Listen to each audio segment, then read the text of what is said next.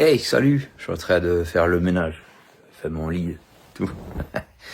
Ouais, il faut changer les draps, il faut bouger les choses. Hein. Vous entendez? On entend quelqu'un qui frappe avec le marteau. C'est quelqu'un, une bénévole qui est en train d'enlever du crépi sur le mur. Voilà. Comme ça, vous savez tout. Mais voilà, alors hier, j'ai regardé un bout d'un film qui s'appelle Ocean 11-12, je crois. C'était le 12. Bon, il y a plusieurs chiffres, mais ça, c'était le 12. Et dans cette histoire, on voit une chose. Une chose que le Seigneur m'a mis en avant. Il me parle à travers des films, à travers plein de choses, mais à vous aussi. Hein. Et alors que j'étais en train de lui parler, tout en faisant le ménage, et dans Ocean 11-12, on voit qu'il y a une grande entreprise de jeux, hein, des jeux d'argent et tout ça, et il y a des gens qui veulent détruire cette entreprise pour des raisons de vengeance, des trucs comme ça. Et en fait, c'est des méchants qui attaquent des méchants. Voilà, en gros, c'est ça. Hein. Sauf que les méchants qui attaquent sont considérés comme les gentils. Alors, qu'est-ce qu'ils font pour que leur renommée tombe? Eh bien, ils envoient un de leurs hommes qu'ils font passer pour un expert. Vous savez, c'est guide Michelin. Alors, c'est diamant plutôt que Michelin parce que aux États-Unis. Mais voilà, un de ces guides qui vient. Et les propriétaires du casino sont convaincus que c'est lui, le gars qui va donner des notes. Les notes qui vont être publiées. Alors, ils se plient en quatre pour lui offrent des repas, lui facilitent la vie et tout ça. Mais en réalité, c'est un malfaiteur. Parce que le vrai guide Michelin, alors je vais dire Michelin parce que je pense que la majorité d'entre vous êtes français, eh bien, le vrai, lui, eh bien, ils le font passer pour un mauvais.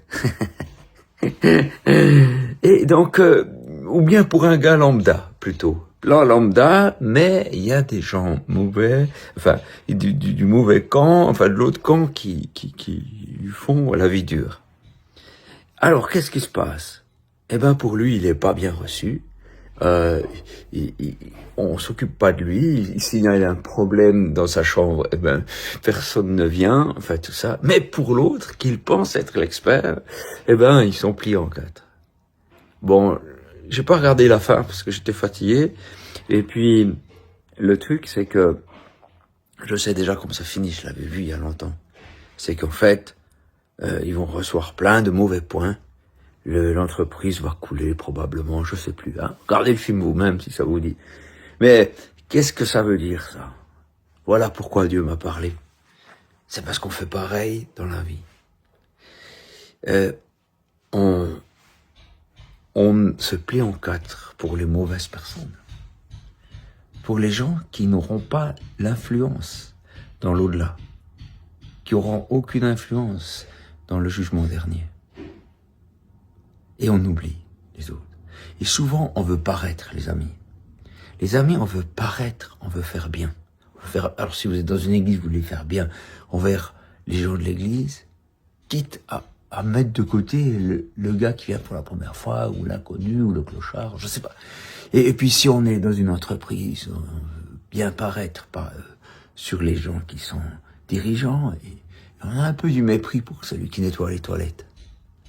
Mais Jésus a dit que le plus petit ici-bas, c'est le plus grand dans le ciel. Et le plus grand ici-bas, c'est le plus petit dans le ciel. C'est pas le fait d'être grand, c'est de se croire grand. C'est pas le fait d'être petit pauvre. Non, ça fait pas de point. C'est de se savoir pauvre. Heureux les pauvres en esprit, ils hériteront la terre. La terre, quelle terre? Pas la terre céleste, celle qui compte vraiment, celle qui dure des éternités. Donc, je vous encourage. Excusez, ça vibre un peu parce que je vous tiens avec la main. C'est pas la terre qui tremble. Je vous encourage à faire les choses parce que Dieu vous voit. Faire les choses pas pour que les autres le voient, pour gagner des points auprès des autres. Regardez ce que j'ai fait. Comme des grosses entreprises, je n'aimerais pas, mais qui disent, regardez, on a fait tant de dons. Et ils le font pour que les autres le voient. Ils ont déjà leur récompense. C'est les gens qui font, oh oui, bon, voilà, ça c'est une super récompense. Mais ce qu'on fait pour Dieu et qu'on le fait, on le donne de la main droite et la main gauche et c'est pas ce qui s'est passé, tu vois. Et ben du coup, ce qu'on fait pour Dieu, ça a de la valeur. Quand on est honnête, pas parce que ça fait bien d'être honnête, mais parce qu'on est vraiment honnête. Parce qu'on dit la vérité. Pas la vérité que tout le monde accepte, mais qu'on dit la vérité. C'est ce qui se passe. Après, la vérité, c'est délicat. Hein, parce que des fois, on voit qu'une chose et on voit la vérité qu'une chose, puis des fois, il faut voir la vérité de l'autre pour équilibrer. Je parle de la vérité par rapport s'il y a deux camps qui s'affrontent, tu vois, par exemple. Mais là,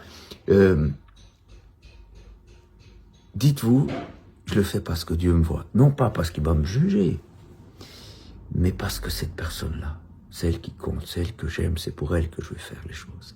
Et je vais aimer mon prochain pour de vrai. Je vais aimer ma famille pour de vrai. Pas pour que on m'applaudisse, mais parce que c'est une bonne odeur à Dieu. C'est une louange auprès de Dieu. Je vais aimer mon prochain. Je vais aimer Dieu pour de vrai. Je vais prier pas pour que je puisse dire que j'ai prié, mais parce que je veux passer du temps avec ce Père Céleste, dans ce lieu secret. Ça peut être ta chambre, comme ici c'est ma chambre, mais ça peut aussi être dans la forêt. Je vais souvent. J'ai pas terminé ma conversation, alors je vous laisse. Et puis, je suis content d'avoir pu vous partager ça. J'espère que ça va vous bénir. Ça va vous bénir si vous le mettez en pratique, c'est sûr. Bon, faut que j'arrête cette vidéo, sinon je n'aurai jamais fini.